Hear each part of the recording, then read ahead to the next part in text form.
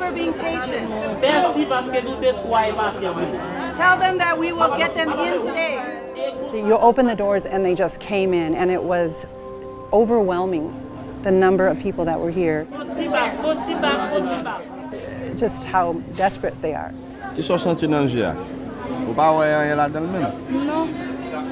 You know, we recognized what was happening. It was kind of like there was no system left. We just didn't have anyone who would come in and explain to them that everyone is going to be seen, because that was their biggest fear, that not everyone was going to be seen. This is their one shot at getting eye care. We come once a year, and this is it.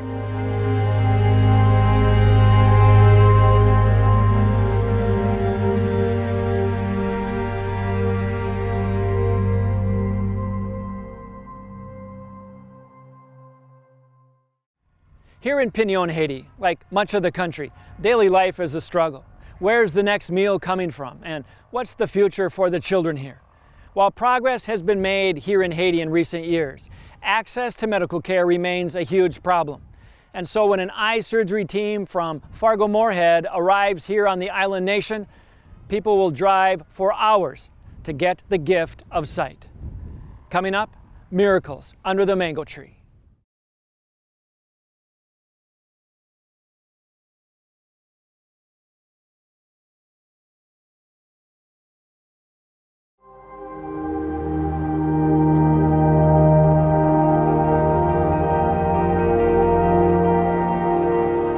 It's a place where the sounds of children echo through sugarcane fields and slate gray mountain walls. There are spots like this, island beauty wrapped around an amazing, grateful people who have an ongoing daily battle, struggling to survive. And in the northern mountain village of Pignon, Haiti, people in the countryside are arriving for market day. In the center of town, oh, yep, there are some readers in here too. 25 volunteers from Fargo-Moorhead began what will be a week of giving and receiving. Those are all surgeries. The work begins, sorting through the shipped piles of boxes in preparation for the week ahead.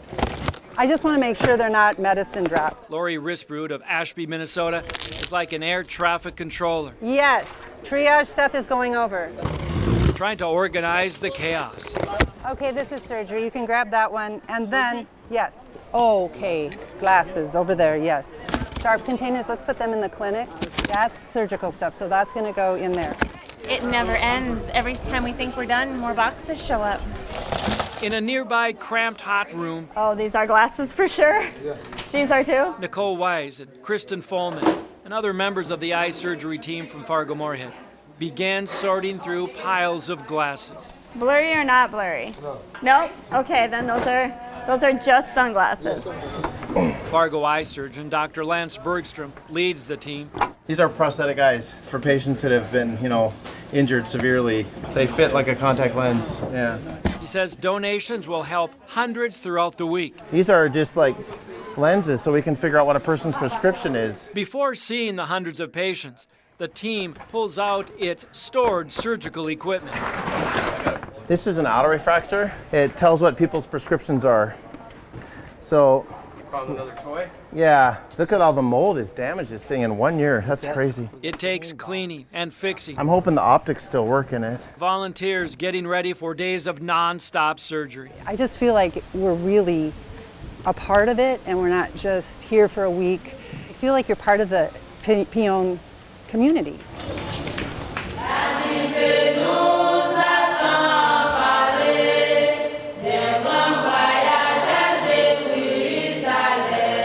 Since the late 1990s, Fargo-Moorhead teams have been coming to this village, and so the bond is strong here.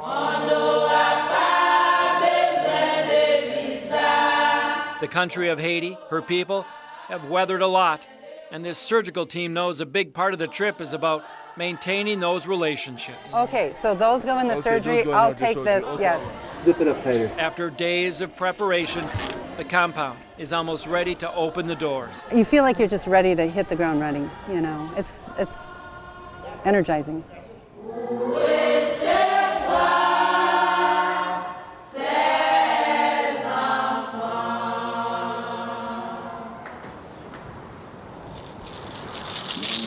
The day ends with community, hitting the dimly lit streets of Pignon, watching a competitive game of dominoes. The winner here gets a can of milk. And the team also gave the town barber some business. Everyone loves his tools. It's for the hair, to wet the hair. The aftershave, they just put it in a Windex bottle. And razor blades. Well, he's gonna do a real shave. A lot of them. It's just fine. It feels like getting a shave. And the team is well aware it's just hours away from a morning of helping hundreds see again.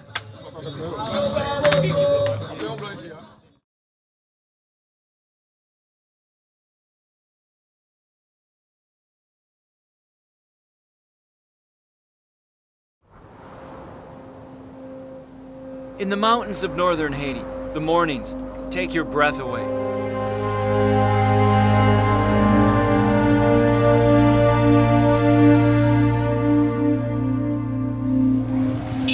A gleam of light awakens the island nation.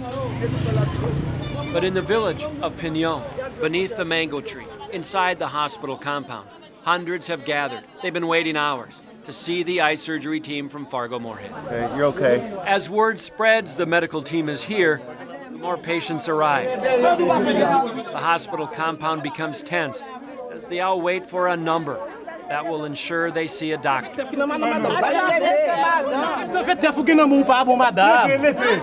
Dr. Bergstrom and the team fan out into the crowd Okay, you're okay. We'll wait a while. to triage those who desperately need help now, Okay, what happened to you? You get up here. and then deciding who can wait. Some have been blind for years, and family can be seen escorting loved ones around the compound. Others, like 14-year-old Paylin, has arrived from miles away. She's been blind since the age of 6 after suffering a high fever. So would like to see as like everyone see. She's never been to school, and any hopes of an education depends on this visit. Can someone help her see again? She'll wait her turn. Ici, les photos. Soon, dozens are getting help. Qu'est-ce que tu t'en penses? Peut-être c'est quel numéro? Fargo volunteers Kristen and Nicole are testing some of the patients' vision. So we're trying to give some sense of what their vision is like, if they could benefit from glasses, or if they can't see anything at all, then we can, get them maybe on the surgery schedule quicker. Gunnar, did you check his pressure? I did, yep. Okay. And Fargo optometrist Dr. Eric Ross will be on his feet for hours, Look straight ahead. looking deep into the eyes of patient after patient. Cataracts, glaucoma, and eye disease, which is impacting this young 12-year-old boy. Well, he's got a corneal dystrophy that kind of creates inflammation on the front surface of the cornea. And so in the past, we've just given him medicine for the cornea to help it feel better and to keep the swelling down. Because when the cornea swells, you don't see as well either. Ross will see 300 patients on this one day alone. The main reason to come down to a place like this is preventable blindness. There's people in this world, in this country in particular, like Haiti, there's people that are blind that don't need to be blind. And so the two things that we concentrate here are cataracts and glaucoma. So cataracts can be cured, and glaucoma can be treated, and blindness can be prevented. Okay, forehead on the bar. Meantime, at the clinic, eye surgeon Dr. Lance Bergstrom is starting to fill out his surgery list. Look at that. Wow, that's crazy. So maybe, can she see light at all? Young Paylin is one of his first patients. It's pretty amazing. It looks like she has some kind of infection that just kind of wiped out the front of her eye. So we'll probably put her on a list for a transplant, possibly. I think there's a few other ones. So we're going to get you to start keeping a list, okay? A list of people and phone contacts so we can come down here with corneal transplant tissue and do a transplant, okay? Paylin's story is a reminder of what reality is here in Haiti when it comes to health care. Some of the people gathered here today, hoping to go home with the miracle of sight, will leave here without it. Bernadette arrived here from 4 hours away by motorcycle from the countryside in Haiti. She's the mother of 8. You can see both eyes are completely white from cataracts. Cataracts in both eyes have robbed her of her sight. I mean, right now she has to have somebody lead her around the house, and she's I mean, just light and dark for vision. So hopefully tomorrow she'll be able to walk around, you know, unaccompanied. But the team will face challenges never seen at home. Rick has some. A woman has arrived, desperate for help. She's had a tumor growing in her sinus, it looks like, for about a year, and it's causing her eye to bulge. So she's gonna need surgery in the United States. Unfortunately, it could be too late even at this point. So. Up a steep, washed-out mountain path, we walk to find one of the team's patients. The toddler and her family live in a picturesque spot overlooking the village of Pignon. We find them preparing dinner. Sitting near an open fire, the father of 2-year-old Darlene is stirring and cooking beans. Darlene has lost vision after her eye was stabbed with a fork. The good news? She will get help from the Fargo team. No fun. No fun. Okay. She's not gonna like me. She gets wrestled down by the team for her exam. She's having none of it. Hold still. Okay, so she looks like she has an ulcer in her eye from getting poked. So we're gonna get her on some drops, okay? Turns out, Dr. Bergstrom says special ointment and drops should be enough to bring that vision back. We'd like to see her back in 2 weeks in Fargo. Okay? Okay? Okay, but keep using the medicine. Bernadette is getting prepped for her cataract surgery. Don't move. Okay. Don't move. You're doing great. And she's already thinking about life with vision. And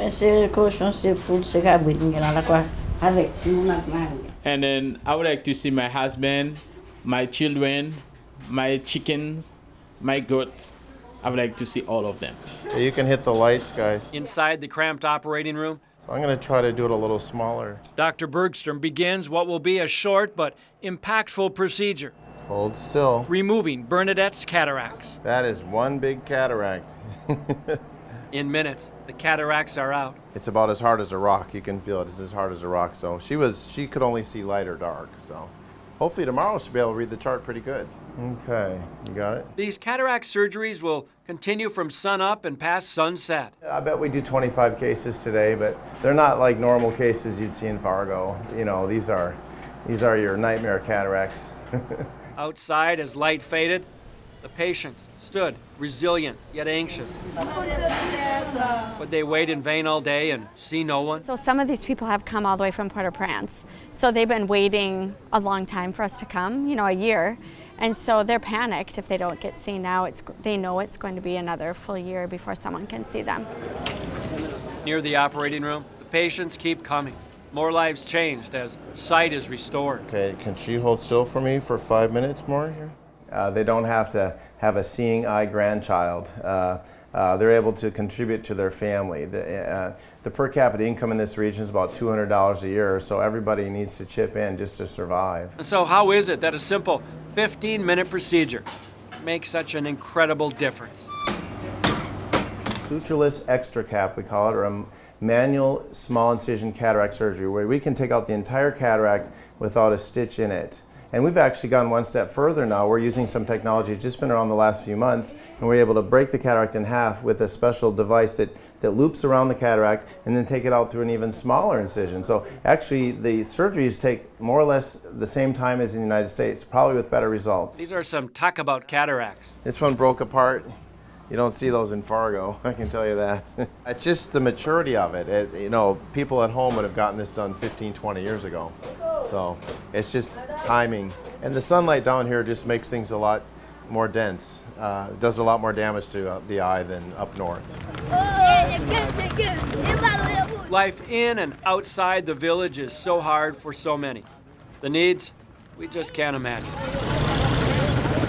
Access to health care is such an issue for Haitians. They often live miles from any hospital. And so when they hear that a team from Fargo-Moorhead is here offering health care, they will walk or ride in the back of a pickup truck for miles all day long.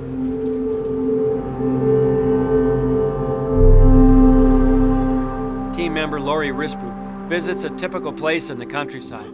Here, a single mom, Makalin, and her 4 children scraping by, trying to survive on a daily diet of rice and beans cooked in their outdoor kitchen.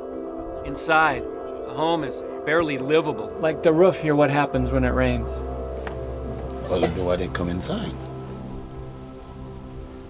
I get emotional because I feel that we do have enough wealth and resources in this country and in this world that we can help.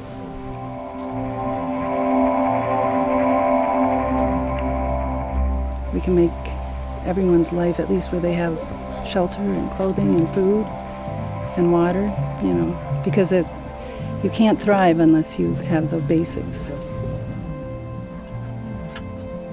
You know, you see these 4 children and the opportunities that they don't even know exist because there are right now limited, very limited opportunities. When you have to walk 25 minutes for water one way every day and the water you get isn't even healthy water.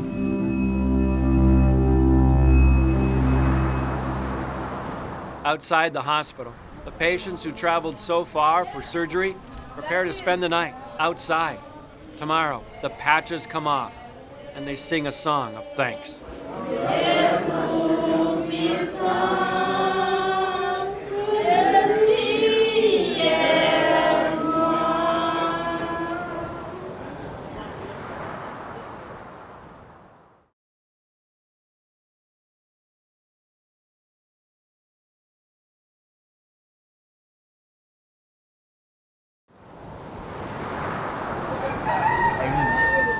So how can a place that, at times, looks like a tropical mountain paradise be home to such pain and poverty?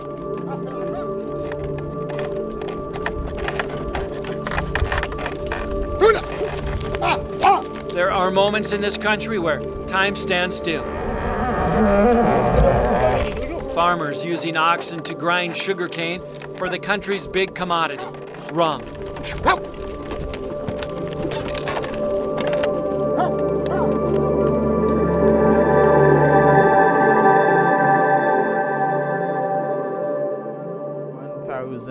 Community organizer Jean Robert of Promise for Haiti's 5 Loaves program has lived in Pignon most of his life. He helps lead a project to replace unsafe and unhealthy living situations. They're living there, but it's a little small. Before getting the new home, the family of 7 was living in this tin-covered hut. And with a leaky roof, this dirt floor would turn into a muddy mess. 5 Loaves raised money to build a new hut, one with a tin roof and concrete floor. People will take an example from you and say, okay, this is how they do it here. Let's move to another community. Let's move to another town. The people of Haiti remain resolute, despite devastating earthquakes and hurricanes, and a revolving government that puts its people, healthcare, natural resources, and infrastructure at the bottom of an election promissory note, never cashed. This is day 4 for the surgery team, and they've already seen 500 patients. As the trip nears its end, hundreds are still lining up. 15-year-old Stephanie has arrived. She's been blind for 1 year, glaucoma. Her tearful uncle tells us it came on suddenly. She have to go back to school again. She what? She want to go back to school again. The 2 have traveled far to get here, and hope is all they have right now. He's devastated when talking about the education his niece will never get, all because she cannot see. No, I'm not getting any light there. Sadly, Fargo eye surgeon Dr. Lance Bergstrom can only do so much for her. She's really on the young end. This laser is a last-ditch effort to save what's left. I wish we would have found her a couple years ago, but we don't think of 15-year-olds as having glaucoma, you know. The procedure is not expected to have any miracle results. I wish we could reverse time sometimes. It would be a lot better. But Stephanie's uncle, after the surgery, is not one to give up yet. Now he have a new life because the lady have a surgery. And one of the most gripping stories for the team came from 31-year-old Fisnell.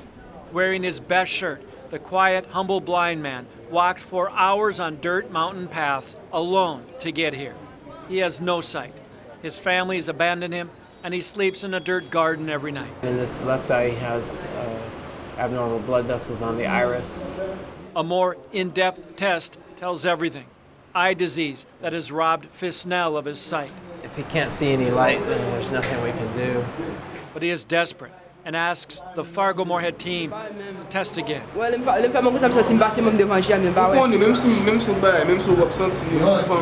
If we did surgery on him and he can't, and it's not going to help, then we're denying somebody that we can help. Fisnell is disappointed. So is the team. So tell him we want to check back next year and see if we can help him. All right, bye-bye. I feel terrible. I wish I could do something. For a handful of patients who come here, time has run out. So we'll just go down the line and take out their patches, then we'll move them into clinic, okay? Yet hundreds will receive the gift of sight. Yeah, we'll go over there, you guys. They're all on a bench lined up. In the morning, many of them line up, sitting on benches, for the ceremonial unpatching. You see? Yeah, good. Oh, now he can move by himself. See? Come here once. He can come here. Yeah, look at you. And Dr. Bergstrom visits with Bernadette one last time after her surgery. Good. She look good.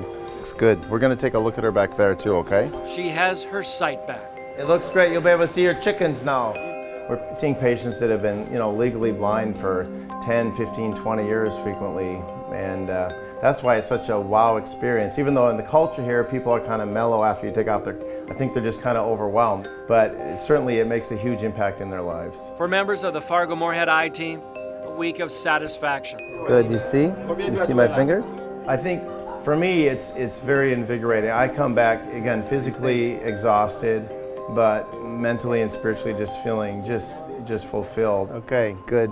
It looks great. We'll see you in there in a little bit. Good. With this particular mission work, you see the immediate results. You can see someone that was blind one day, the next day they can see. So you can absolutely see how you're making a difference and how you're helping. Can you see? What do you mean? Yeah? It's good? Okay, good. When I come here, I see that they want so badly to be in a better place. They want to be able to see so they can work, so they can do things. So for me, I see that I learn a lot. I get a lot from this. Good. You see my fingers? Good? Reaching across an ocean to share this gift, healing with hands and hearts. For me, it's my purpose to be on the planet, and we all have a purpose. And if we use our purpose, then I think that's how you can feel the best. Good. That's going to do great.